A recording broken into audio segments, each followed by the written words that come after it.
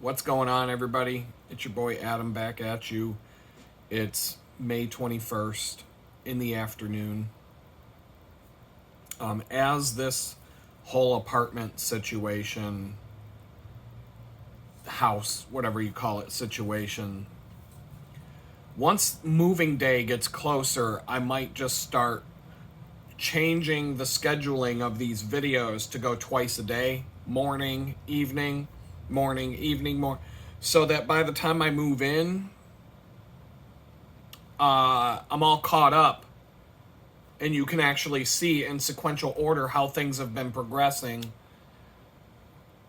And then on move-in day or the day of the move or whatever, as soon as I'm sitting in the new place, I'm going to take you on a tour. Just like I did in this, when I moved into this place, I took you on a tour before I even moved in. I just showed you all my shit's laying around, everything. I just moved in. Everything was all over the place. Nothing was tidy. Nothing was clean or set up or whatever. I'm going to show you the progression of, moving in, and followed by, how things evolve and get set up over time. Like I said, I'm just waiting for, I haven't even looked at my bank account today to see if the money was removed. That'll be like one sigh of relief. Finalizing everything with a signature on a lease will be the second sigh of relief. Getting a U-Haul scheduled on the day that I want to move will be my third sigh of relief. And when it comes to booking a U-Haul, don't do it online. Call the actual place that you're going to get the truck from and reserve it over the phone. You will be a lot better off, because I got screwed by U-Haul when it was the day I was supposed to move in here. I had a truck reserved to come pick up on a Friday evening at 5:30. They said that they were the website said they were open till like 7 p.m. or something like that. Turns out the place isn't even open on Friday. I found out. I forget what I needed to do. I went to call the place. I don't know why I had this premonition that I need to call before we drive out to pick up the U-Haul. And this turned into a big giant clusterfuck, and we got it fixed. We rented a minivan from Enterprise. But the U-Haul was a mess. Absolute disaster on there. When you called them, they couldn't do anything to help you. I canceled the reservation, obviously, and I said I'd never use you guys again, but this time, unfortunately, it's the most cost-effective and probably easiest thing for me to do. And I'm only moving 3 miles down the road. There's like 3 places to rent a U-Haul within a 1 mile to 2 mile drive. 2 mile radius from where I live. There's more than one place to get a U-Haul. And to go from the U-Haul to here to the new place and back to the U-Haul is going to be under 10 miles. So 20 miles a day plus the 60 cents per mile that they charge, along with whatever insurance, taxes, bullshit, and extra fees that they don't tell you about. I don't think it's going to cost me $100 by the end of the day. And I'm probably going to plan out picking up some things for the apartment house. I don't know what I'm going to call it. I guess I can call it a house. It's a tiny house. It's big. It's bigger than a tiny house. But it's smaller than a house. I don't know what to call it. So we'll have to figure it out. Once I get all that stuff figured out and get the situation under control, I'm probably going to use the U-Haul to go pick up some things, be it a piece of furniture, be it something that I won't be able to do on a bicycle. I don't know what it'll be. I don't know. I may go look at some furniture On on my way to or from the bakery, I might stop at a furniture store and see what I find. Is it overpriced? Is it reasonable? Is there something I could do with this? If I found the right thing at the right price, knowing that I can show up with a U-Haul van on the day I move and pick it up and take it to my place and move it in, do it. I'll do it. Pick up some of these wire shelving units at Target or wherever I can get them at the cheapest price. I can compare pricing. Home Depot, Lowe's, Target all sell them. Amazon also sells them, but the last I checked, Target was the cheapest place to get this shelf that I got, the steel wire shelving unit. Amazon was way more expensive, like $25 more, I think. So I don't know. I'm gonna see what happens. The reason why I hit the record button and took a break, I'm watching YouTube videos as I sit here working on stuff today, and this one YouTube video struck me. It's basically just, signs that the economy is not as good as these douchebag politicians want to say it is. And she was talking about she went and got her hair cut, and that the owner of the salon was talking about how business is way down, might even be going out of business because people aren't getting their hair cut anymore. Because people are either I'm going 6 weeks between haircuts. I'm already about a week away from my 6 weeks. I'm looking on the calendar, and I know that I'm looking at it right now. Next Thursday will be 6 weeks to the day that I got my hair cut, and I'm already starting to feel like I need it.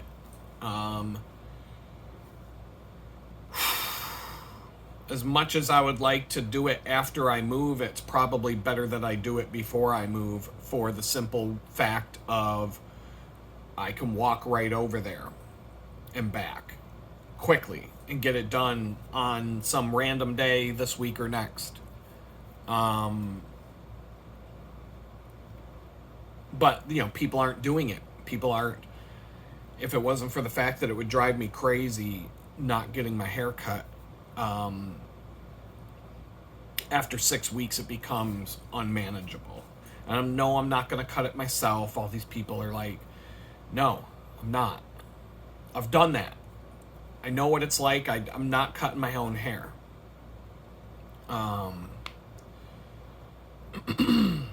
Yeah, I could shave my fucking head. In fact, if we got to the point where, another scam, another government-sponsored scam like COVID came out, that's when I was cutting my own hair, because I wasn't going to wear a mask on my face to get my hair cut. So I used clippers. And the first time I shaved it right down.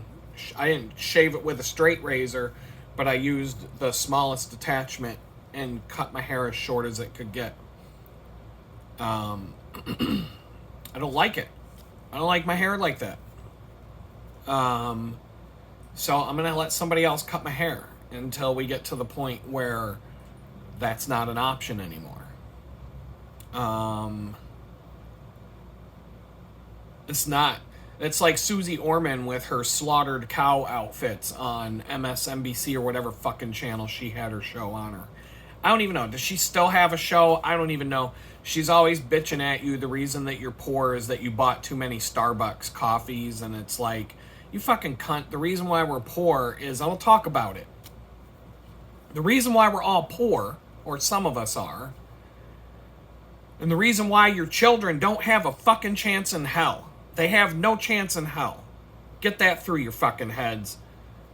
Like, any of you fucking people that already have your shit together and you start pointing at your children saying, I was able to do it, there's no excuse you can't do it. Well, you fucking boomer pieces of shit. A house didn't cost $400,000 when you bought your fucking house, did it? But this video today, she was talking about The average price of a home in America right now, the average price of a home is $400,000. I'm doing this video off the cuff, so I don't have any notes, but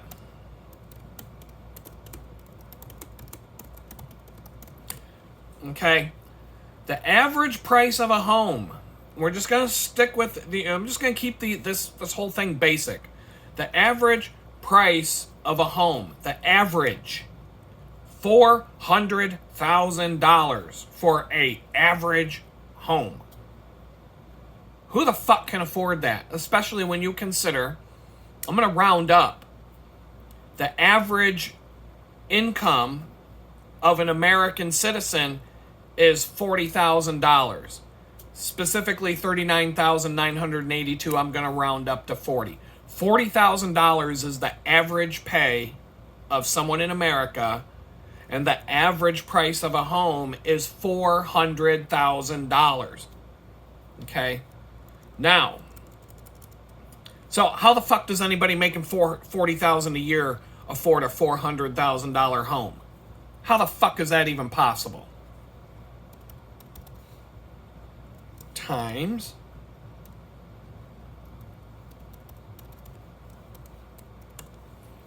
you would need to put they say you have to put a 20% down payment when you buy a house. Now that's not always the case, especially nowadays, especially when the fucking cost of a house is $400,000. But 20% down payment on a $400,000 house is $80,000. How the fuck are you going to raise $80,000 in savings when you make $40,000 a year? What is the mortgage? What is the mortgage?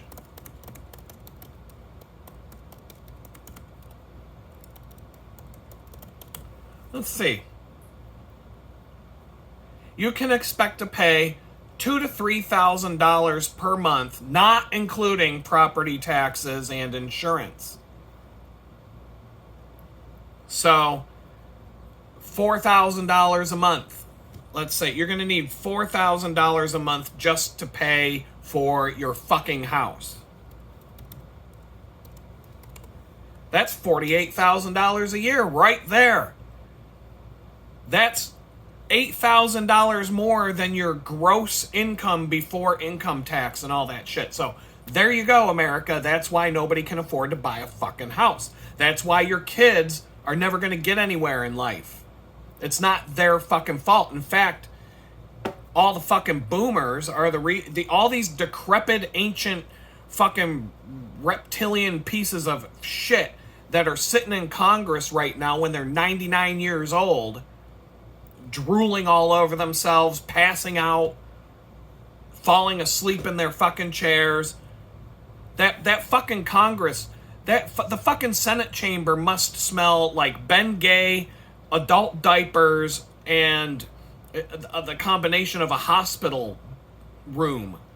That's probably what Congress smells like when you walk into that fucking room and you're around all these geriatric pieces of shit that should just fucking go retire. Pieces of shit that should have been in a nursing home 30 fucking years ago, but they're still in the Senate. But I mean, it's not that hard to be a congressman or a senator when you only work 70 days out of the year and the rest of it you're on vacation. So, I mean, that's how they get away with it. But, you know, there was a generation that gobbled everything up and left their fucking kids with no chance. That's Gen X. You know, you can call me a complainer or whatever the fuck you want. But generation after generation after generation, the parents or the children grew up to be better off than the parents. The next children grew up as a whole, as a generation, grew up to be better off than their parents. And then Generation X came along and we got fucked. Our parents, the baby boomers, were at this level. Gen X is here, and every generation of children that come out next are going to be fucking struggling to survive, to the point where you got these fucking kids now building tiny homes that are literally smaller than the one I'm living in, and even that's being priced out of reach. Because now you watch HGTV and you see all this fucking shit. And these fucking homes now, these tiny houses that people are building that are So they're like a jail cell. They're literally like a jail cell in Alcatraz where you can touch one hand to one wall and the other hand to the other wall. And you can barely lay down in it. You can't lay down and stretch your arms and legs out without touching both ends of the fucking tiny house. And, oh, that's a great deal. It was only $130,000 to build that one. Oh, only. Oh, maybe it was $60,000. I don't fucking know. At this point, it's going to cost $120,000 to buy a fucking cot, a camping cot. And that's all you're going to be able to afford. You're going to have to take out a fucking mortgage to buy a tent to live under if you want a tent when you're homeless living under a bridge. But Thomas Jefferson's quote, I'm going to read the exact quote.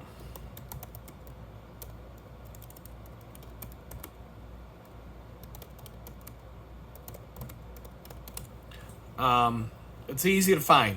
I just typed in Thomas Jefferson homeless bankers quote.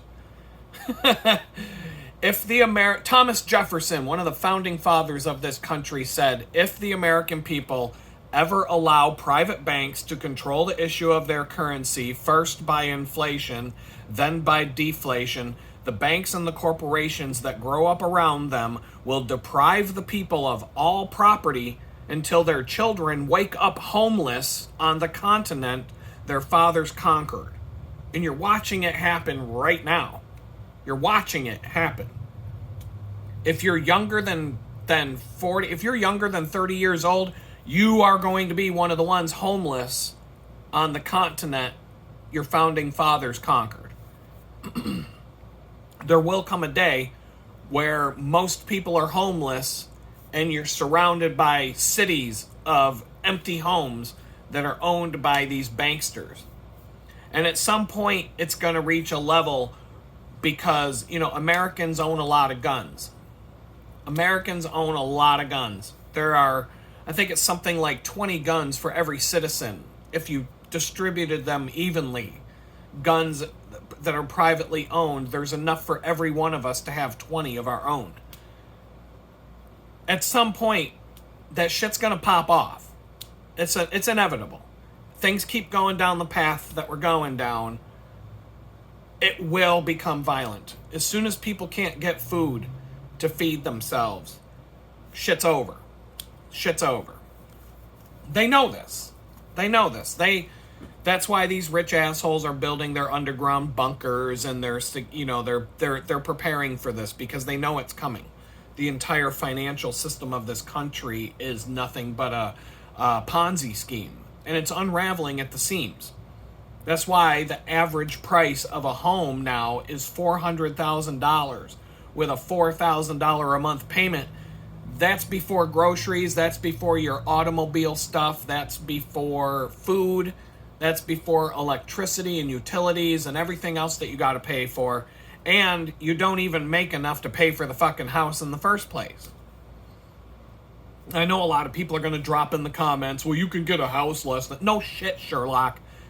I can find a fucking double-wide trailer to buy for $60,000, $70,000, $80,000. I could move into one of those. It would be a major upgrade from the place that I'm moving into next. I would have to find a bank that would lend me the money to do it. And then when you understand that banks are nothing but a scam in the first place, there's this one guy on this channel, I like him. I don't got no beef with you, but you're always calling me a conspiracy theorist. You're going to call me a conspiracy theorist for telling you how the banks operate.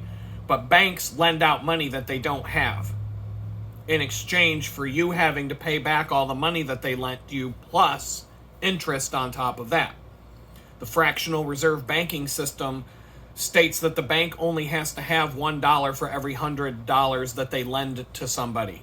So if they have $1,000 in deposits, they can make a $100,000 loan to somebody even though they only have $1,000 in the bank.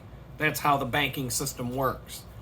In a nutshell, this is why the economy is going to collapse. Because it can't... Obviously, A lot of you are listening, a lot of you with this blue collar mentality, you just keep your head down, punch your time clock, your honest day's work for an honest day's pay. This is why your shit's all fucked up right now. You might be thinking, well, that it can't work that way. It doesn't make any sense. Right. It doesn't make any sense, and that is how it works. That's how the banking system works. That's how it's been working for thousands of years, and it has collapsed over and over and over again throughout history. This whole system has collapsed numerous times, but they just come right back and do it again after it collapses and start from scratch and do it all over again. And they're going to do it again soon.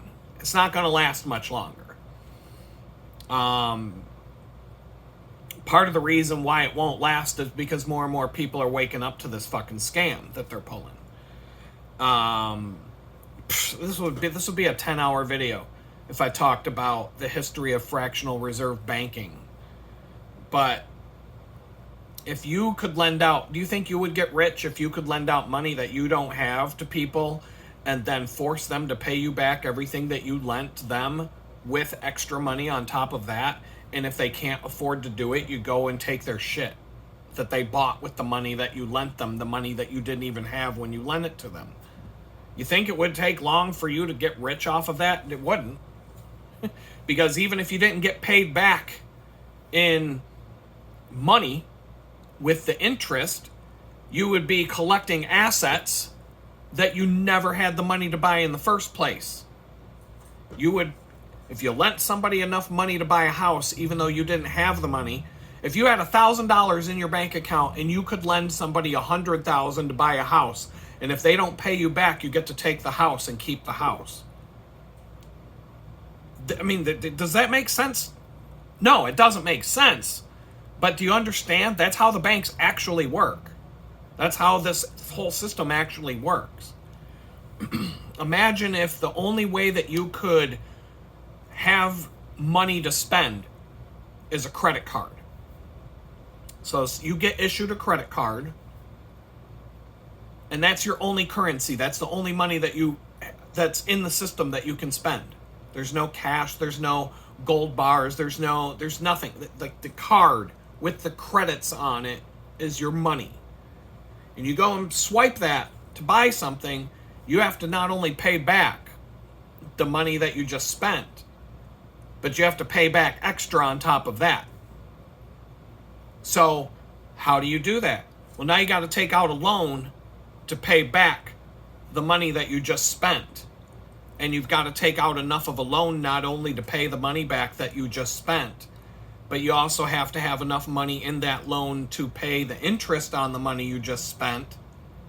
And you're going to have enough money left over in that loan that you're taking out to live off of for the next however many months, right? Well, now that bill is going to come due. And the only way that you can pay that bill is to take out another loan to pay back all the money that you had to spend to survive, plus the interest that you owe on the money that you just spent. But there's no other way to do it than by taking out a loan from the person that lent you that money and getting more money, enough to pay back the loan and the interest and your living expenses for the next however. And that's how the government funds itself. That's how the United States government and all the governments in the earth pretty much fund how their operations in a nutshell. That's when you hear the word national debt. Every country on earth has a national debt. Well, if every single fucking country on the face of the earth has a national debt, who the fuck do we owe the money to? Who do these governments owe the money to? Every single country on earth, you can look this up on fucking Google. The national debt of America, the national debt of Canada, the national debt of Mexico, the national debt of France, the national debt of China. Every single fucking country has a national debt. Who the fuck do they owe the money to? Every single country on earth has a national debt. Who the fuck do we owe the money to?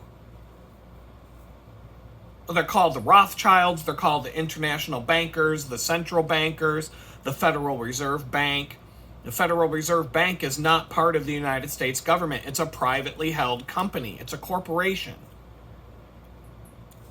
These bankers, the modern day version of it started with the Rothschild family lending money that they don't have to the government, and the government spends all that money and then owes the Rothschild family all of that money back plus the interest, and the Rothschild family says, well, we'll make you another loan. Now you can use that loan to pay us back. Like, you understand, the whole thing is just a fucking Ponzi scheme. There is no... If you got rid of all the debt, you would get rid of all the money. You wouldn't be able to pay it back. All the money in circulation is not enough to pay back the national debt. And if you pay it all back, the interest, there's no money to pay the interest, so you'd still owe the interest. How are you going to do that? The only way to do it is take out another loan from them for the interest. Like, you understand? And so as a result of that system, there's not enough money for everybody to survive.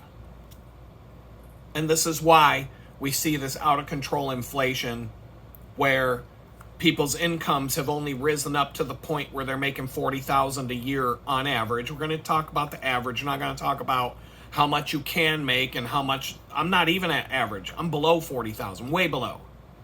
But the average is 40,000. The average price of a home is 400,000. So the average person can't buy an average home. It wasn't like that in America. Back when you fucking baby boomers bought your house, the average income might have been 20 grand and the average home might have been 60 grand. You know what I don't know. Let's look it up. Fuck it. Why not? Let's see, baby boomers, 1950.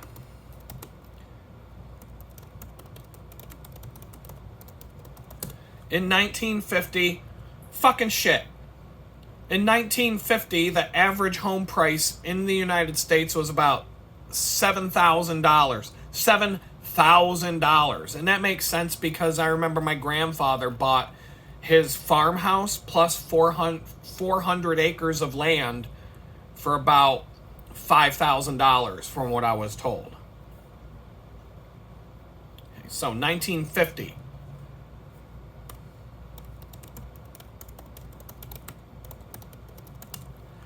The average income was $3,300. The median income in America in 1950 was $3,300, and the average home price was $7,000, roughly twice as much as what you made. So comparing that to today's day and age, the average income is $40,000. You'd think if things were happening at the same level, the average home price would be $80,000. No, it's $400,000. Do you understand that all you greedy fucks, you fucked your kids, you fucked your grandkids, you didn't do it on purpose. I'm not saying that you really didn't even have any say in it. The circle of banksters that get together at the Bilderberg group meeting, the Skull and Bones Club at Yale, and all these different societies that they belong to, and the Freemasons and all these other fucking douchebag clubs, rich guy clubs, they all planned this out to fuck you all, and your kids, and especially your grandchildren. So no, I know my kids are fucked. They're never going to be able to swim out of this fucking mess. At some point, the average income of Americans will be $20,000 a year, and the average home price will be $4 million for an average home. And at some point, just like Thomas Jefferson said, all your fucking grandkids are going to be homeless, surrounded by a bunch of empty homes that the bankers own. And they'll just start bulldozing the houses. They'll start getting rid of them like they're doing in Detroit. They're turning Detroit back into farmland because they're just bulldozing all these fucking homes that people can't afford to buy. People can't even afford $100 to buy some broken down home in Detroit anymore because the fucking auto industry fled that place. The big glass tower in downtown Detroit still sits there. But in the park right across the street, it's just nothing but spray paint and graffiti and bullshit and gunshots and homeless campfires and everything else. So there you have it. Like, I used to get in, but like, this is another thing, like, that said that the average age of the first time home buyer in America right now is 38 years old. 38 years old to buy your first home. Your $400,000 home that you can't even afford. You got to wait until you're 38 years old to buy your first home. So, if you're taking out a mortgage at 38 years old, and you're taking out your mortgage for your $400,000 average house when you're 38 years old, for the next 35 years you owe the bank $4,000 a month before you even get to pay your electric bill, your food, your gasoline, your car, and everything else that you need to survive for the month. And you owe the bank that much money a month until you're 73 fucking years old. You had to wait until you were 38 to get your first home, and now you gotta wait until you're 73 years old before you don't own your home. Even though you're a homeowner, you'll never own it. A lot of you fucking people get so, oh my God, every time I mention that you don't own your home, people get fucking mad in the comments. It's hilarious. They get like livid mad. I get some of the worst, most crazy ass psychotic nut job comments when I point out to a bunch of fucking dumbass homeowners that they don't own their home. They get so fucking mad. And the reason why you get mad, I'm going to tell you, the reason why you get so mad is because I'm telling you the truth. You don't own your fucking home. Even if you paid your fucking mortgage off, 35 years, 20 years, whatever you did to get it out of the way. If you bought your home with a briefcase full of fucking cash, I don't give a fuck. You do not own your home. Why do I say that? Because you owe the government property tax every year on your house. Period. So you owe money to another entity to stay in your home. You have to pay somebody to keep your home. You have to pay them. If you don't pay that tax, you don't get to keep your home. You could be 90 years old. You missed that tax payment. They're going to come throw you out in the fucking street. You don't own your fucking home. You own a deed. You own paperwork that says you get to live in it. And you get to do certain things to it without having to ask for permission. But honestly, a lot of the things that you want to do to your home, guess what? You've got to ask permission from the same government you have to make that payment to.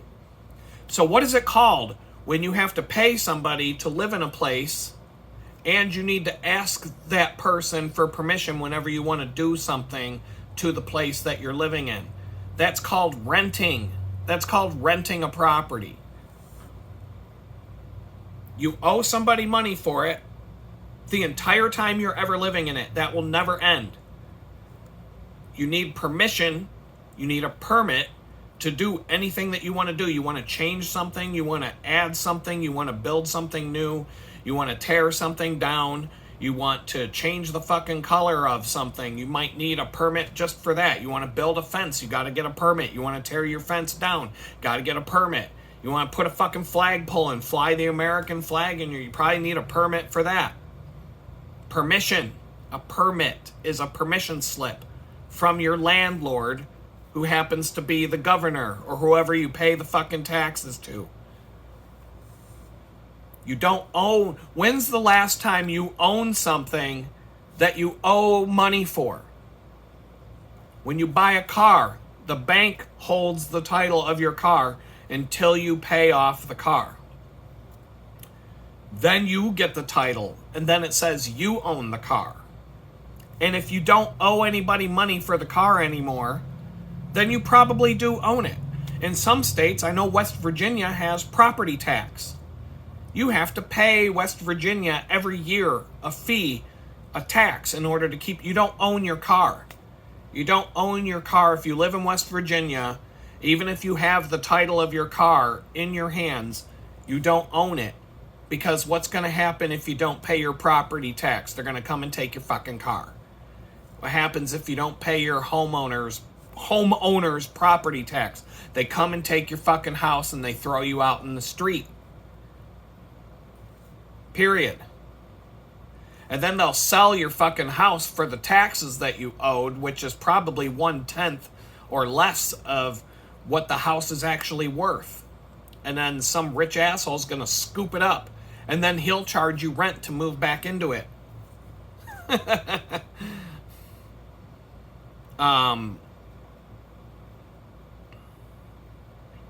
And everybody's so busy worried about their own shit that, we're not going to see the days where, back in the day in the Midwest when the bankers were scamming people into, over mortgaging their farm properties, and then the Dust Bowl comes and nobody can grow any crops and therefore they can't pay off their homes. And when the banks came to take people's farms back from them, the whole entire community would show up and throw the bankers off the land and make it so that the bankers couldn't come and take the property back. And sometimes the people in the neighborhood would get together and pay, like, if there was an auction, they would come in and they would bid like $10 and nobody else would make any bids. Then they would get the farmhouse for $10 or whatever the fuck it was. If it was a $3,000 house back then in the 40s, they would buy the house for $100 and then turn around and give it back to the owner and say, here you go, you got your house back. Because the neighbors would get together and stand up against these fucking bankers. Not anymore. Not anymore. The people of this country are like, go fuck yourself if somebody else is having a problem or facing this kind of shit. Pretty much everybody they know is going to turn their back on them and tell them to go fuck themselves. I got my own problems, you motherfucker. Deal with it. Or you should pay your mortgage just like everybody else. Stop crying that you can't keep your house or whatever. People don't give a fuck about each other anymore. There are some people who care. I see it myself in the comments, in the people have donated money towards me to help me out. So I can't say that doesn't exist. I need to, I really want to get into a position in life where I can forward the favor and help somebody else in need. Because, I don't think I would have survived as long as I have without help from other people. I could name dozens of people who deserve the credit for helping me get this far. But it doesn't mean I'm not gonna shut my mouth and not tell the truth. And, the last time I talked about you not owning your home, the comments were spicy meatballs down in the comments section. People get mad. People get fucking mad. And every time I can bring this up, we could be at a house party with a good DJ and good drinks and cocktails and hors d'oeuvres and whatever. We could be all having a good time. Second you mention to somebody that they don't own their home, oh boy, watch out. That's the biggest party killer there is. People do not want to know that they sacrificed and worked so hard for something that they don't own. You don't own it. Can you leave your house for your children if you haven't paid the bank off when you die? Do your children get to take the house? Your children can probably take over the payments to the bank. They don't get, there are insurance policies, there are life insurance policies that if you're lucky enough to have, you could leave your house to your children, but that's only if the insurance policy doesn't renege after you die and say, well, there's a clause here that says, well, if he dies from this or that, we don't have to pay. And then you're dead and you can't fight that. How many times does the insurance company deny a claim? That's what they live for. That's their whole line of business is take your money and then don't pay any claims unless they absolutely have to. That's how they make their money. They make their money by taking your money and then not paying the claims. It's the whole concept of insurance. It used to be an aggregate pool of people that put their money in because a certain percentage are going to need the money to come back out, but there would still be enough money left in the pot for the CEO to be able to go and get all the hookers and blow and mansions and jet skis and Ferraris and everything else that he wants. But now the new way of doing business in insurance is take all the customers' money, don't pay any claims. Hookers and blow have gotten a lot more expensive over the years, and the CEO isn't going to take a pay cut. Not when the average employee makes $40,000 a year and an average home is $400,000 a year. Imagine what the CEO's mansion costs. His hooker and blow budget is more than $40,000 a year. So, I don't know. Something got under my skin when I was watching this video that our economy is falling apart, and I believe it. You know, I'm watching video after video, reading story after story.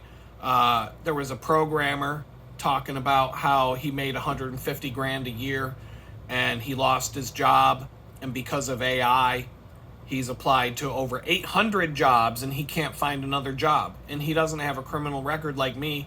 He's not going through the same shit I'm going through, and he can't find a job, so he's doing DoorDash for a living. Something I can't do. I'm not allowed to do DoorDash because I'm too much of a piece of shit criminal. I'm not allowed to pick up a bag of food and drop it at someone's house on a bicycle. I'm too dangerous. I'm a dangerous criminal who can't deliver food. But this guy, he can deliver food, and he's living in a fucking camper.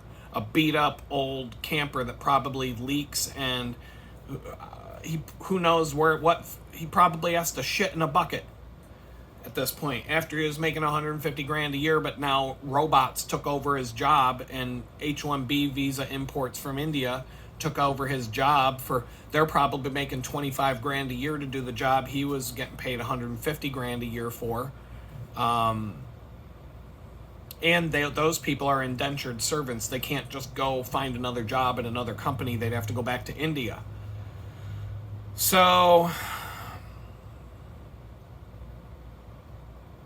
it's where we're at, and it doesn't feel good. And I'm talking about it because we need to talk about these things. And to the people that want to call me a conspiracy theorist, number one, the fact that you use that term means that you're not very smart, because that's the term that the CIA came up with back in like the 60s or whatever to discredit people who tell the truth.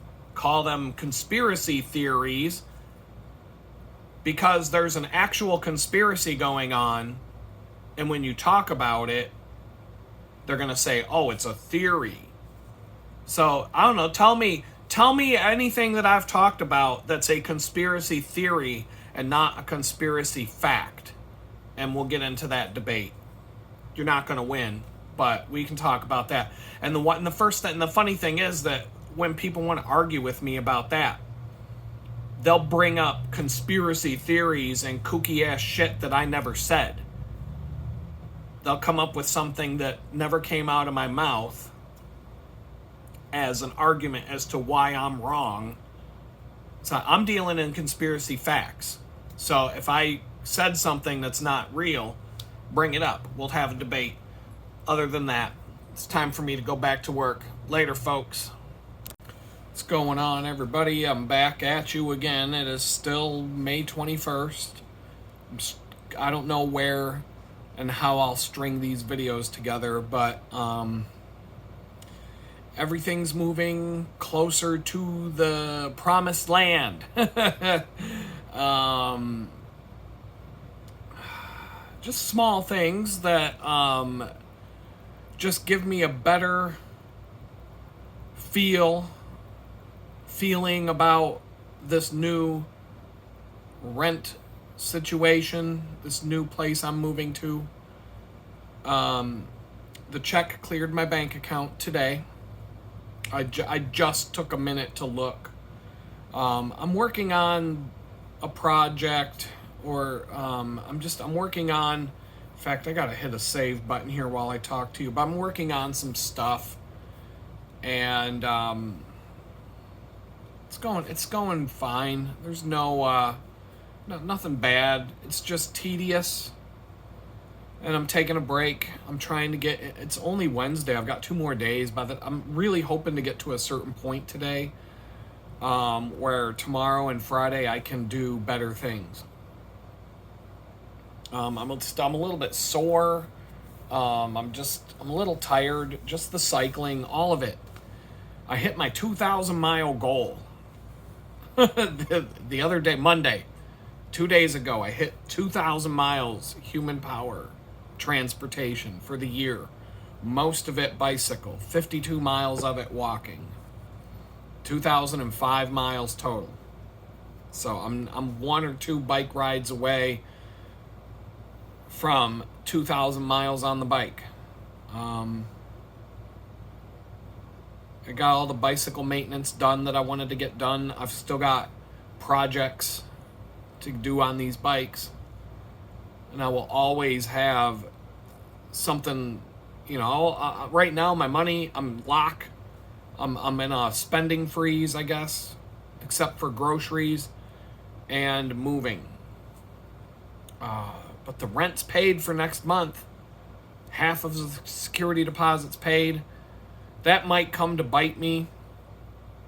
Technically speaking, I could pay the remainder of the security deposit right now, but I'm just going to hold that money and hope I don't need to spend it, but I'm going to try and get enough together to put an invoice out before the end of the week, or on Friday night, I guess. Whatever I can do between now and then. And that way I can at least try and get some money banked by the end of the month on top of my next paycheck, which will also hit the last day of the month, or the Friday before the last day of the month. It's all hectic. It's all stress right now. But it's every time a little bit of a step moves forward, the stress is leaving my body. Have you ever been so stressed out that when the stress leaves you, it creates aches and pains? Like the kind of aches and pains that you get from heavy exercise. That's happening to me right now. It's not the first time since I got out of prison where that level of stress reduction has caused physical pain. I should look this up and see if there's any, science or medical research that backs up what I'm saying, because I have felt this many times in my life. Right now, it's to the point, like, I don't feel as achy as I do right now. Normally, 2 days after a bicycle ride, going back and forth to the bakery, I worked hard on Monday, rode my bicycle there, did all the heavy lifting, did all the stuff, came home on the bicycle. So it's understandable you should have some aches and pains.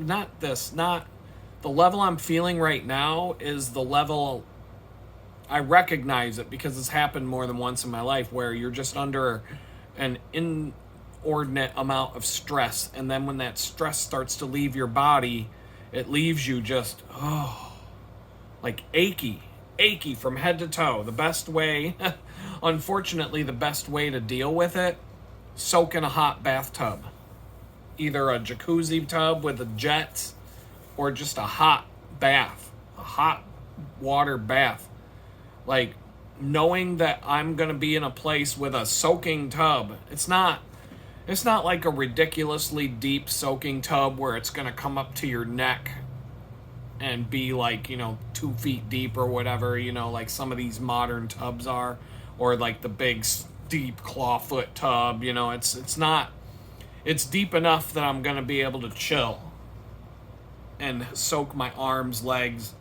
Like, it's going to be, it's not a bad bathtub. I keep looking at pictures of the place. I'm going to pull up the pictures right here, right now, just to look while I'm talking to you, just because it puts me in a good mood. I think the bathtub here is better than the bathtub where I wanted to move. Like I said, it's not the deepest bathtub I've been in, but it's deep enough. It's deep enough. I'm looking at it right now. It's a little bit, needs cleaning. It needs a good cleaning, but it'll probably look spotless. Like, there's nothing in this place that won't look great with just a little bit of cleaning. And this place, it looks nice. I mean, it just looks nice. I'm definitely gonna, the walls are conducive. I'm gonna order photography, of my own photography. I don't know whether it's gonna be expensive metal prints or if I'm just gonna, I don't think I'm gonna do my own framing. I could probably get cheap frames on Amazon and cheap prints from the lab and frame them myself and hang them up and go on the cheap in that way. But I am going to hang up some of my favorite photos, not just of my public photography, if you will, but photos of my kids and just things that'll make me feel better and it'll make it feel like a home. Things that I can take with me to another home. I don't know whether I want to pay the lab and just have them shipped to me pre-framed, because framing is, I don't have the table space. I don't have the space to do it, and I don't want to get a frame all put together and then hang it up on the wall and see a big piece of dust or hair or something in the frame and then have to take the thing apart and just keep, I don't want, certain frames might be easy to disassemble and reassemble, and I don't know. I'm gonna have, it's definitely gonna be cheaper to do it myself, and I am gonna be on a bit of a budget. But these walls are blank, natural light. I mean, the photos that I took are, there's not a light on well, there is a light on in the place. There aren't that many lights on in the place. I don't think there's any lights on in the place. One of the photos looks like there is, but it could just be the light coming from the outside reflecting off something. Because in the other photos, I don't see that the lights are on. The place is lit. Like, there's enough natural light coming into this place that it's bright. And none of the windows, there are no windows on the south side of the building. I don't know if that was done on purpose to keep energy efficiency, just because that's the sun's always going to be facing the south to some extent. So if the south side of your building is just insulated with no windows, all the windows face the north, east, and west. No windows face south on this building. I feel like that makes it energy efficient, and it really doesn't matter to me. In fact, not having direct sunlight coming through a window means all the light is always going to be diffuse inside the place, so you're not going to get ridiculous reflections on screens and things like that. I mean, you might see some, but I don't know. I'm excited about this. I mean, I never disliked the place when I looked at it originally. I was like, oh, this is kind of cool, when I first looked at it. I just felt like I could do better. And I did do better. The other apartment that I found was better. Now, the first floor didn't have any well, Very few windows on the first floor of the other place. But I don't even really want to talk about the garage, the luxury garage. I mean, if the garage doors were functional, he had them permanently shut with some insulation up and whatnot to keep it a little bit warmer or to keep it more energy efficient. But the homeowners association won't let him remove the garage doors and put a permanent wall there. It has to look like a garage at street level. But it's it's like one of those luxury garages where rich people pull their Lamborghinis into and then park them, and then they have like a whole apartment around it, where they just go and hang out and get away from their wife or whatever. You see these around Houston, especially near the Woodlands. There was one right around the corner from where my friend lives, and I saw pictures of it. I saw a website. I saw some of these garages are available on Facebook Marketplace because people are, some of these people are getting rid of them. This place has got it's got a nice toilet, a nice sink. Bathroom sink is nice looking. The only real drawback is there's literally no closet space. There's cupboards. There's a tall cupboard in the kitchen area. Some drawers. I don't know which drawers are fake and which ones are real. It looks like 2 of them are at least real. Silverware and that kind of stuff. That'll be nice. The tall cupboards I can probably put... I don't need that much space for dishes and pots and pans and stuff. And I'm just... Well, look at the kitchen sink again. The kitchen sink. It's a double sink. I love that.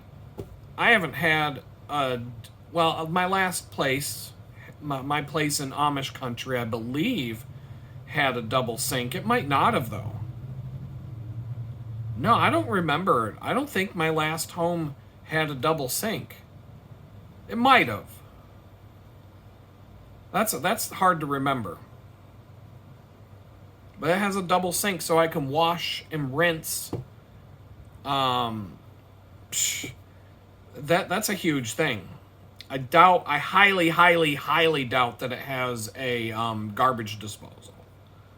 I'd be shocked if all of a sudden I realized, oh my God, there's a garbage disposal. But I don't even see a button or I don't see anything that indicates that, and I just don't see that being something that landlord would do. But the oven/stove looks nice. Even if these are used appliances, like the cabinets, the cupboards and the cabinets aren't new. They're a little beat looking. They're not ugly, but they're not new, for sure. They could use a coat of paint or something. But they're good. They're better than what I got now by a long shot. And there's a lot of... this place has some potential to be really cool. I don't know how it's going to go. I think the thing I need to do on day one is pick up some more wire shelving units, enough that I can hold... I'm looking at one thing. I have this gigantic bag. It's big enough to... The desk that I'm sitting at right now folds up and goes in that bag, along with a folding chair. It was basically an office in a bag concept. That bag is so big, I don't know where I'm going to put it. I don't know where I'm going to put it to where it doesn't look like crap. Like, I might have to get a bed just to have room to put stuff under the bed and keep it out of the view. I don't know. But I think, some wire shelving units, a bed. I don't know. I've mentioned some other things that I would like to... Oh, the miniature washer and dryer combo is definitely like... The day I move in there, as long as I know that the money is tight, the money situation will work out for the month, I'm buying the compact apartment size washing machine and the compact apartment size dryer that runs off of a 110 outlet. The dryer will run off of a 110 outlet. The washing machine also will run off of that kind of an outlet, but it will also, you can set the washing machine in a bathtub, and so that when it drains the water, it will drain the water down the tub drain.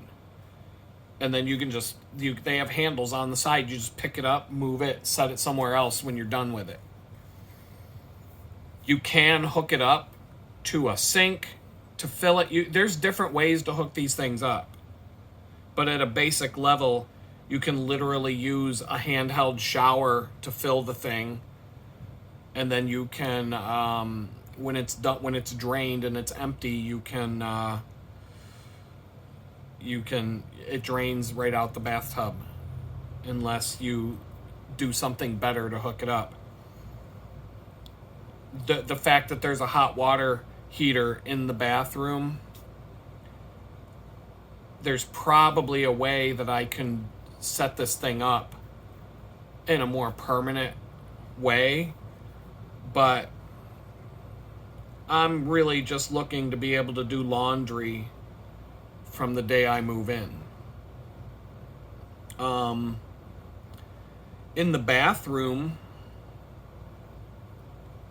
to be perfectly honest, there's probably space that you could hook a stacked washer and dryer unit, but you would need an electrician to put in a 220 outlet for the dryer, and you would need, all the vents and all the proper stuff. It wouldn't be that easy to do, but the property, who knows? Maybe I'm planning on living there a year. So, but really it boiled down to that washing machine, the dryer, getting a real bed so I feel like a normal person again. Maybe a couch or something and a coffee table and a TV. There's already a wall mount for a TV in what would be considered the bedroom. I could just take it down and move it and mount it somewhere else. I don't think I have to keep it mounted where it's mounted right now.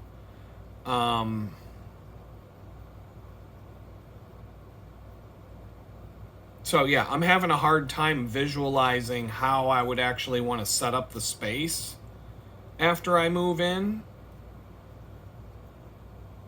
And I think it's just going to evolve. But with the good light that I get, plants, oh my goodness, I'm going to buy plants. I'm going to make this place look nice. Plants, pictures on the wall. I'm going to look for furniture. If I can get the problem is if I had any kind of vehicle big enough to carry some furniture, it doesn't have to be big enough to carry a couch or whatever, but furniture can be I'm good at finding good deals on furniture. And I could even make stuff. With the right tools, I can make furniture all day long. Cool stuff. 2x4. I can make furniture out of 2x4s that would, other than buying cushions and stuff like that, I can make some badass looking furniture out of nothing but a bunch of 2x4s. And a circular saw. A miter saw would be better, quicker, but a circular saw isn't that much slower. I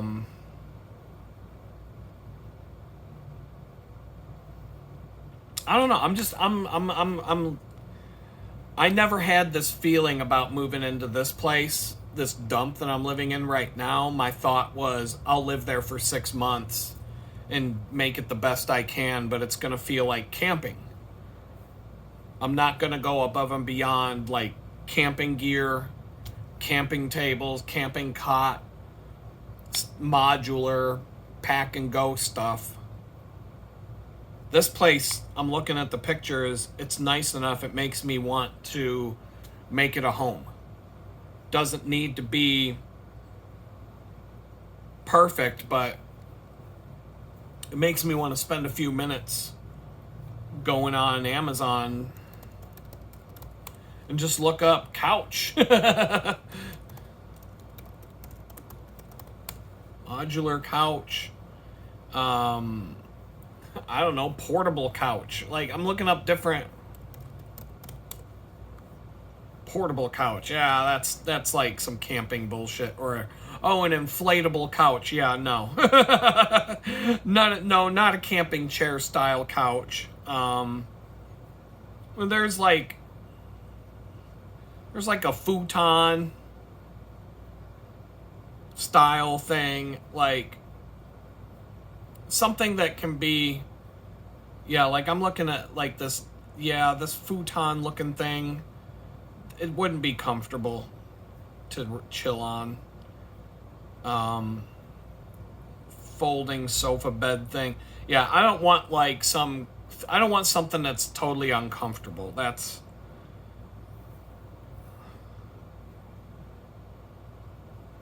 Yeah, there's some interesting stuff, but I'm not, no inflatable furniture, none of that shit. I'm just looking at what pops up on Amazon for different keyword searches, but none of the stuff for that search looks any good. But nothing expensive. I'm not in a place to buy expensive furniture. When I got my job, the last job that I had before I was arrested,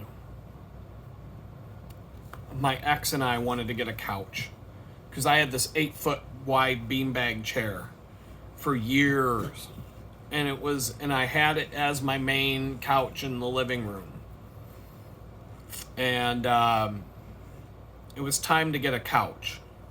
And so when I got this job, I went to this furniture store in town that's a really, really, really awesome furniture store. And I ran into this coffee table. And this coffee table had been in this store since the day I moved in this house. And it was like $3,000. It was a root ball, like a real root ball from some sort of tree, sliced off, varnished, whatever, and then with a glass round top mounted to it. And this thing was gorgeous. Beautiful table. Thing was like 400 pounds. Beast of a coffee table. And then, so I saw that they still had this table, and I'd lived there for 6 years, and this table, they have not sold this thing for 6 fucking years. They wanted like $2,700 for it. That's why. And so I found this couch, and it was a nice couch. It was a nice looking couch. It was very comfortable. Couches, I didn't want to spend a lot of money on a couch. It was like $800. And so I saw the couch, and then I saw the coffee table, and the salespeople were trying to get me to buy, and I was just like, I'm looking around. If I, blah, blah, blah. I'm like, I already had it in my mind what I was going to do, but I decided not to try and do it there that day. And I was just like, I'm like, well, I really like that coffee table in the basement, blah, blah, blah. And I'm like, but I don't know, I really need a couch. And I just kind of like, just kind of like, I'll be back if I'm interested.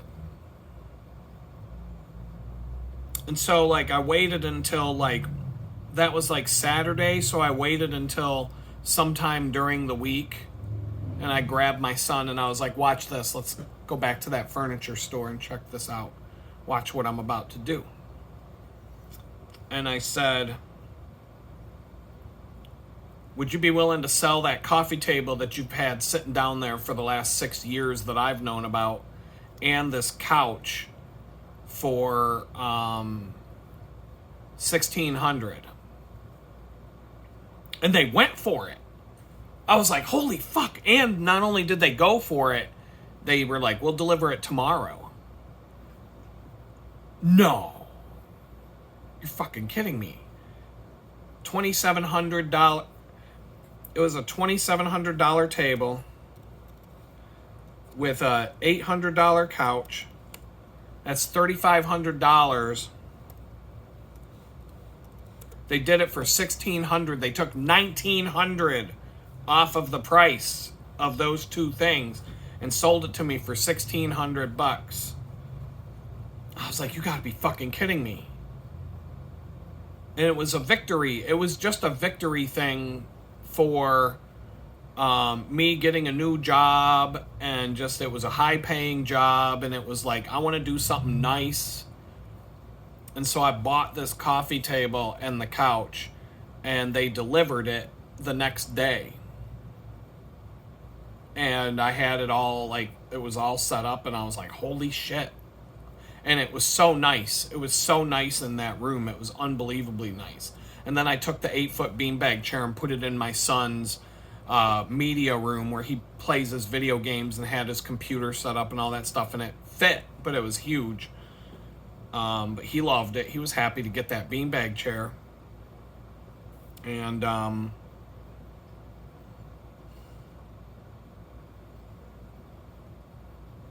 but this living room looked so freaking dope with that table.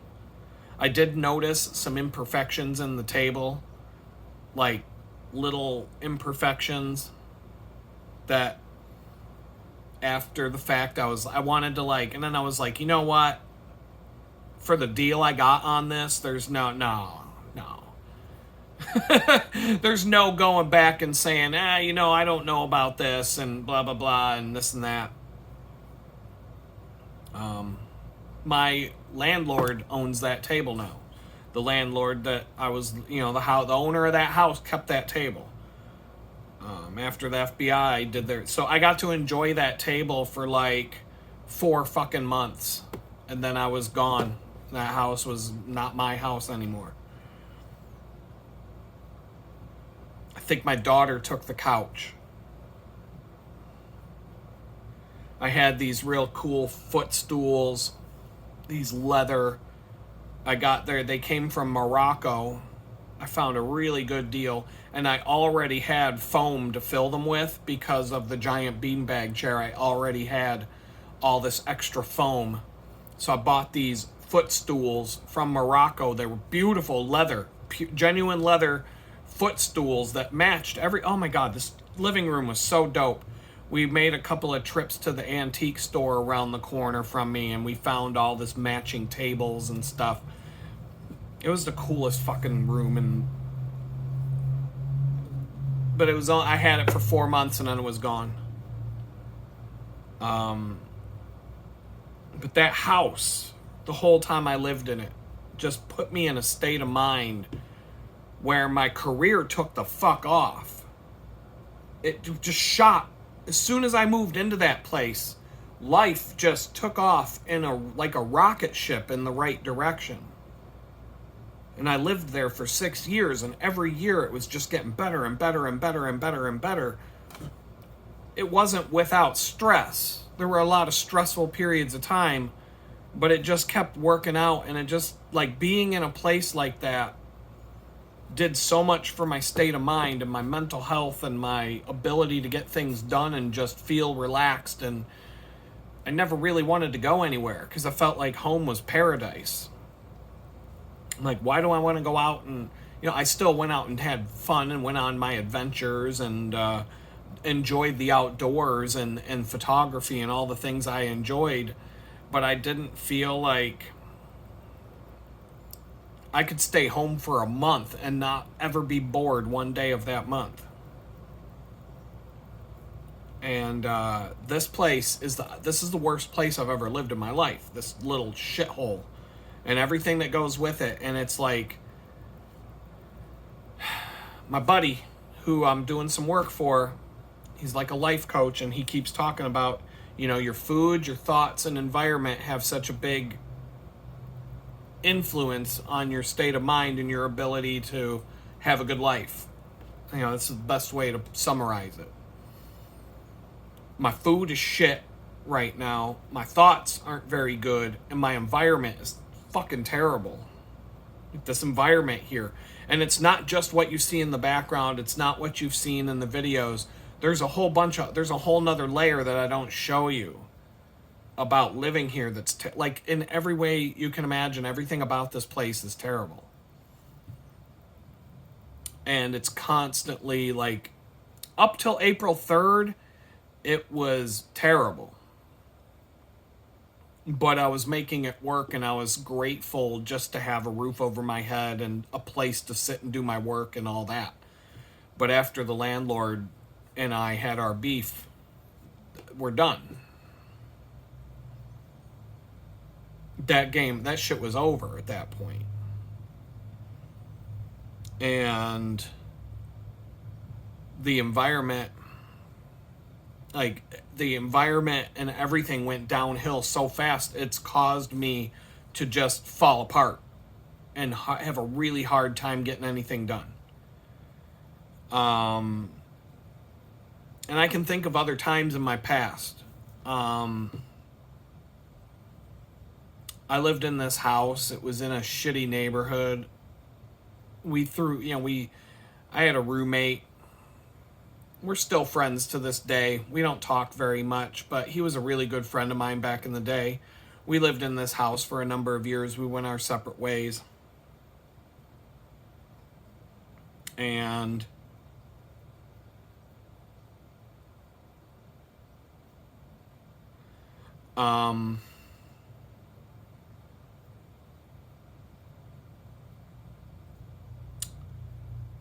we went our separate ways, and this house just, the landlord tried getting me to buy the house from him.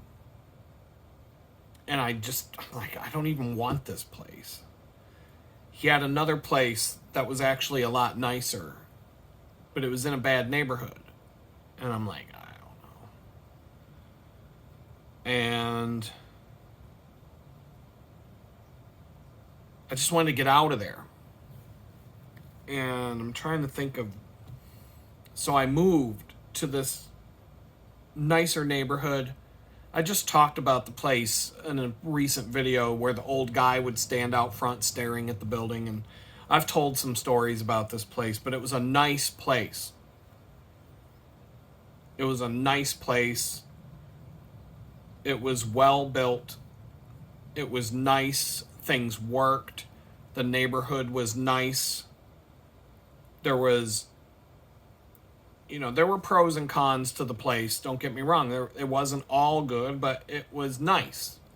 And it put me in a good frame of mind. And as soon as I moved into the place, I lived in it for a year. And that whole entire year, my life was going on the upswing. I was on a very good roll during that period of time. And the next place I lived was really nice. And life continued to go up. There were some ups and downs during that time. I was in a bad relationship. When that relationship ended, things got way better when she was gone. But then I moved to a place I didn't like. A place that wasn't that great. And life kind of stagnated. There was a lot of stress from the neighbors were terrible. The house was bad. There were like 30 steps from the street up to the front door every time I came home. Like, I could take the trolley to get to my job, but then I'd have to walk up a steep hill. It was probably... You could see the trolley stop from the front window of the house where I sat and worked on my computer. You could look straight down a hill, the bottom of this hill. But it was like a 15-minute walk uphill to come home. And even walking down the hill was so steep that one day I slipped on a patch of ice and sprained my ankle and couldn't walk for like 3 months. It was just nonstop. It wasn't the worst place I ever lived by any stretch of the imagination, not at all. and there were some positive things about the place, but overall it was just, I felt like I was stagnating. I hated living there. I felt a little bit stuck in life during that time period that I lived in that place. And then I found that place out in Amish country, the beautiful dream home, and life took off like a rocket ship from the day I moved in. Like right after moving in. It just kept getting better and better and better and better and better and better. It did have ups and downs. It looked like a stock market chart, like sometimes there was a recession and then it would get better and better and better and then dip again. And then the FBI came and that was that. And so I have seen how the environment, especially your home, can have a effect on your well-being mentally and your ability to succeed in the things that you're doing in life versus what chaos and what living in a fucking shithole like this will do to you. And like I said, this place would have been okay for a period of time, but this landlord, slumlord, whatever the fuck he is, ruined it. And it made it oh man, I don't know. I couldn't do another month here. The next two that I got, what do I got? A week and a half left. 7. I got 10 days left in this fucking place. That's hard to, like, my mind can't even really wrap itself around that. I know that on like Thursday next week, I gotta be like, all right, time to pack. Time to start. I don't even know. I gotta pack, but I know that I don't really, everything kind of is packed. I don't know. I might go get a couple of storage totes at Home Depot or some shit. I don't know. I don't even think that's a good idea because everything I have, I gotta find a room for at this new place, and there's no storage at all. No closet space at all. All open space. That's the challenge of the new place. That's the biggest challenge in terms of just figuring out. I'll have plenty of room for all my stuff. I can just shove it all into the corner of like there's room for everything I have in this place. The new place is twice as big. There's plenty of room for everything for now. But if I want to make it feel like a home and where everything is organized and everything has a place that it belongs, that's a different order. That's a different thing. So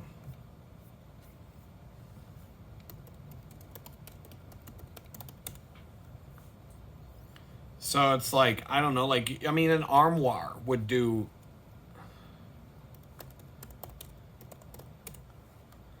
There's different. There's different ways to store things, but it's like, there's different options for storing things, and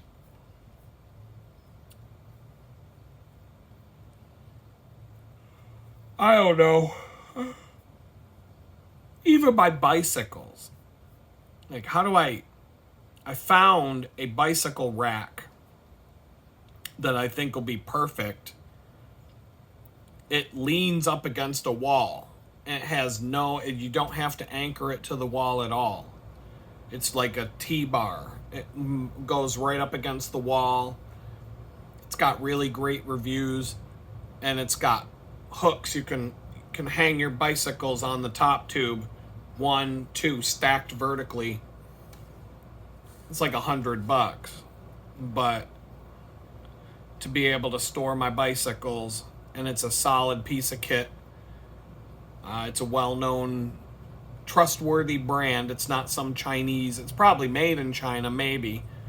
I would assume it's made in China until someone says otherwise, but the company is a well-known bike rack company. It's not Ceres, or it's Ceres. It's not Yakima or Thule, but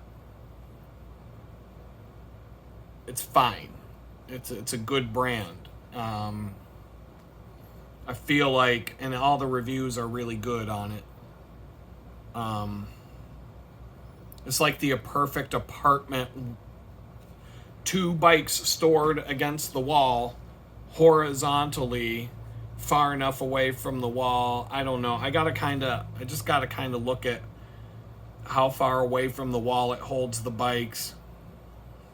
But all the user supplied photos show that, straight bar bikes like mountain bikes with wide handlebars, it's far enough away from the wall that you don't have to turn the wheel. The front wheel isn't stuck out into the room. So, the bicycles will be flush against the wall, but right there by the front door, grab my bike, woo, out the door I go, I'm off.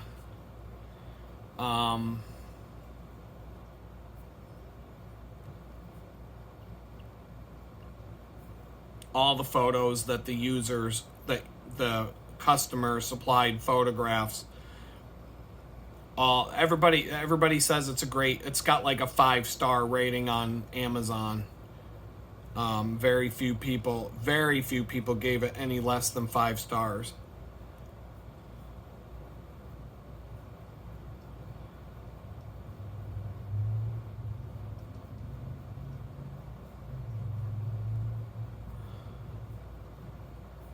But anyway, it's like, for the bicycles that I'm going to hang on it, they're not like, well, the road bike has a sloping top tube that's not perfectly horizontal, and that could be an issue. But when I look at the photographs of other people's bikes on it, it seems like that can be adjusted. And that shouldn't really be an issue. I'm looking at different bikes. You can kind of bend these things around to accommodate for that.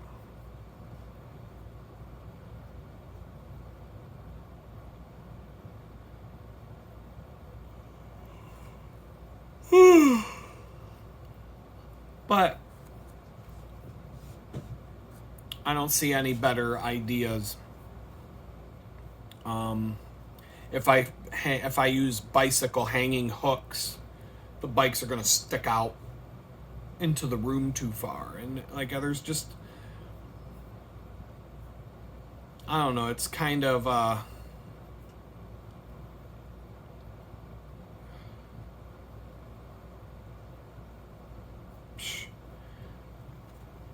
these fucking Indian recruiters keep sending me job leads for like Los Angeles, California, on site. I live in Houston, you fucking dumbass. Like,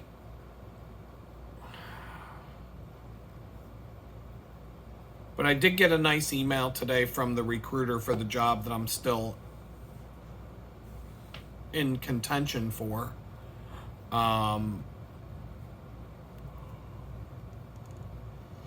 Just a polite back and forth.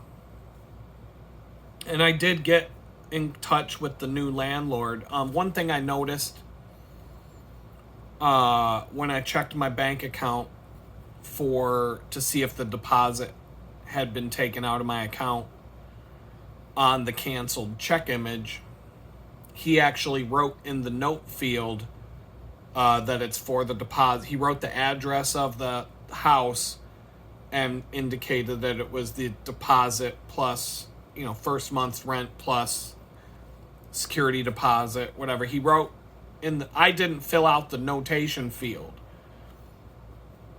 myself but he wrote that in on the check.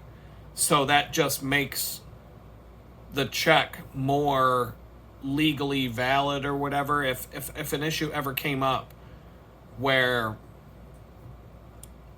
you know what I mean? Like, for some reason, if he just took my money and ran, I have a canceled check that tells the court exactly what I wrote the check for, who it was for, what bank account it was deposited in. I'm actually glad that the money order got rejected at the grocery store and I had to write a personal check to this guy, because it made my life easier. And I got to, it just worked out better. It's better to have a canceled check as proof that you paid somebody, if that ever came into question. And he said he's going to send me the lease document tomorrow. I'm a little bit like, what am I going to see? Am I going to see anything in there that I don't like? But as long as it's just a standard lease agreement, I'm not feeling any reason to. This guy's been fairly upfront. He hasn't given me any. He has yet to give me any reason to doubt. I'm gonna be leery about anybody I deal with in this point when it comes to like landlords. But when I looked at this place, it was bad news from the start. The guy said he was going to fix this, fix that, and do all this stuff before I moved in. He didn't do any of it. None of it.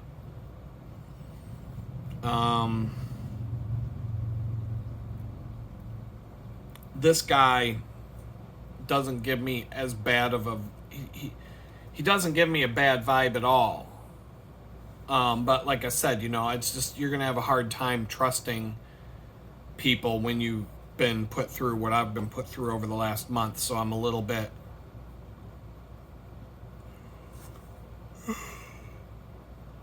I'm yawning so much because the stress is just leaving me.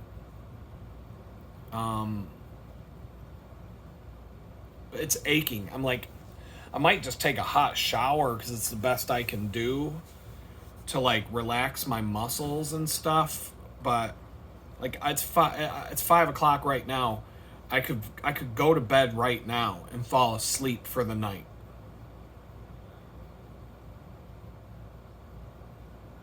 This is what it feels like when stress is leaving your body.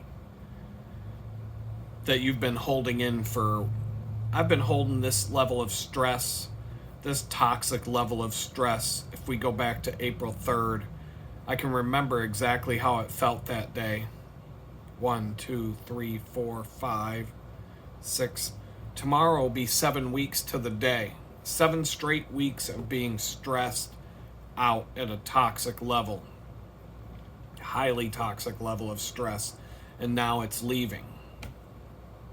I've still got to do the move. I've still got to get the vehicle rental square. And I've still got, there's like a handful of things in my mind that are stressful. But when I look at the possibilities and when I look at how I should be able to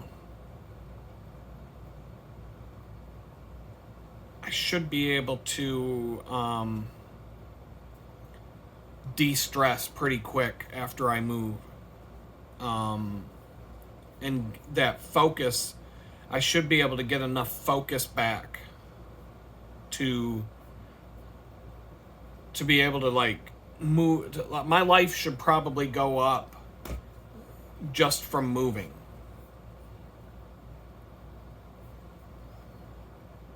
And you'll probably see it within the first few weeks of me being in a new place. You'll probably see a drastic change in my whole demeanor and everything about me.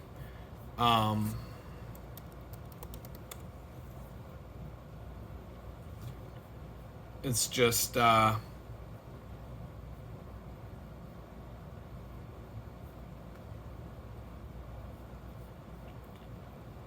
it's just gonna be... I'm just going one day at a time. That's really all I can do. It's definitely,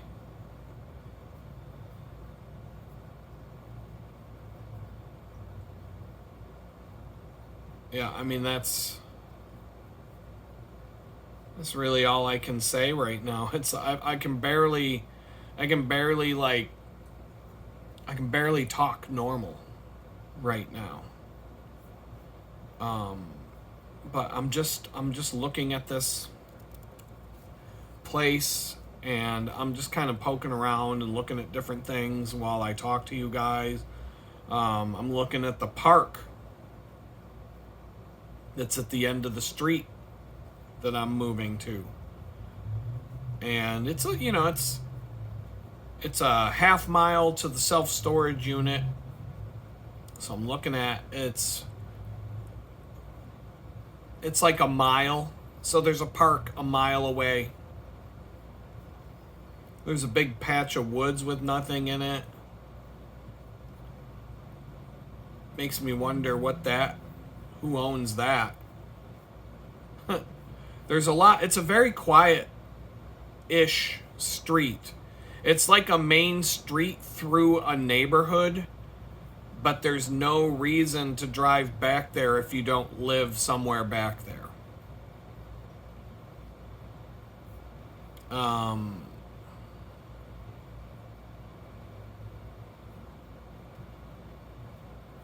It's very quiet. The street that I'll be living on has some traffic. I've said this more than once, but it's not like the ridiculous level of traffic that you hear outside of this place while I'm talking in these videos. You might never hear that in the background at this place. You might hear a loud vehicle drive by every now and then, big loud ass pickup truck or a motorcycle or who knows what. But there really isn't a reason to go back down this road if you don't live on it. There's more than one way to get in and out of the neighborhood itself.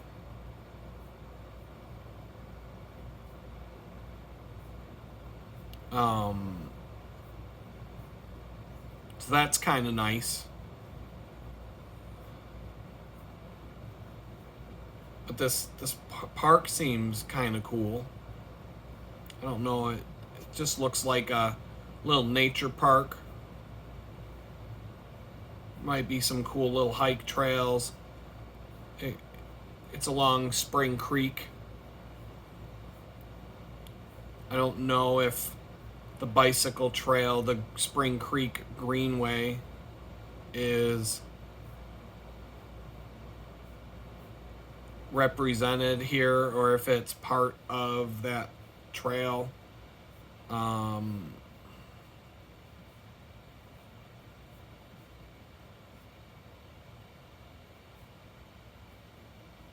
It does kind of seem like it is to an extent. I don't think it would actually make any like difference in me. It wouldn't be anything to take to and from my job. It wouldn't.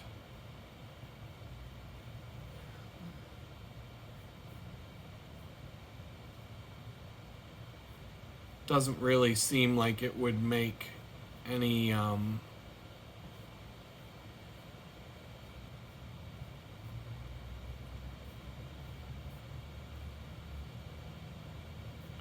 I don't know. I'd have to explore and see if it actually would make sense to take that trail down towards where I'm moving and then somehow bounce off the trail. Like I could see how it might work where this trail, the part of the bike trail that I take to get home from work that I normally take, this that I normally take on my way to and from right now.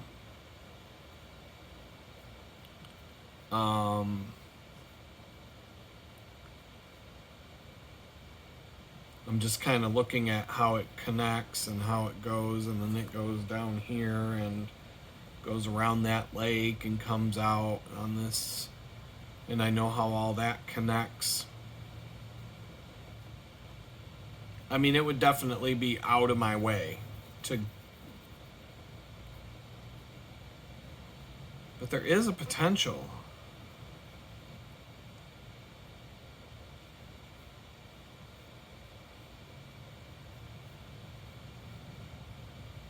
But I don't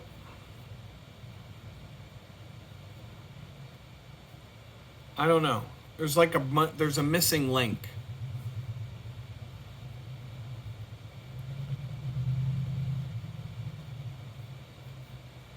I don't know. It's just so.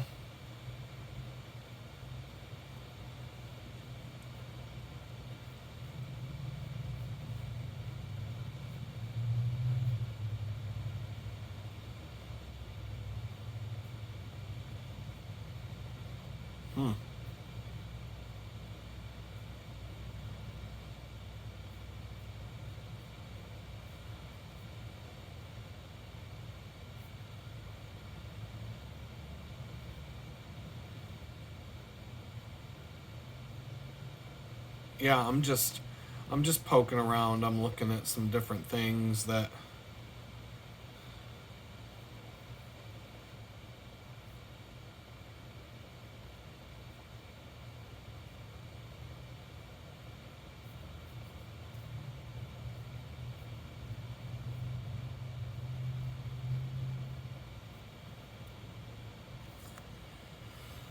Oh boy.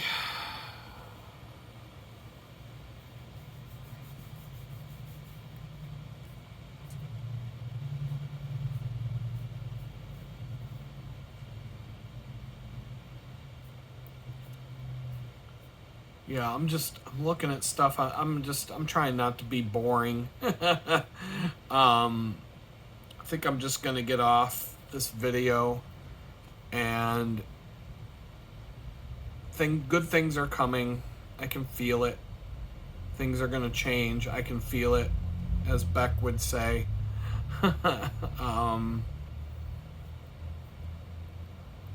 Oh man. But the achy, it's so intense right now. It's because of the stress leaving my body. I can feel like this whole, like, it's crazy. I'm gonna talk to you later. Peace.